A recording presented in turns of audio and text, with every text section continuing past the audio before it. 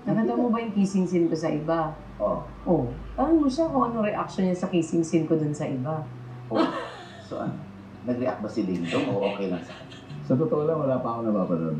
O dahil hindi mo binalak ano? Dahil hindi ko na rin binalak panood. Kasi it's a weird, awkward feeling. Dahil Ayaw ayaw niya. panood. So, paano ito? Hindi pa napapanood ni Marian po yung pelikula. Nauna na kami. So, pinre-em ko na merong kissing scene si Tsaka, Dingdong Jesus. meron din kami na sobrang, eto talaga ang weird dahil parang kaming tanga na hirap na hirap. Paano natin gagawin to? May intimate scene siya, tapos pag totoo kami mag-asawa, parang ang weird. Ang pakiramdam na parang, Hindi nga bumigay masyado si Marian.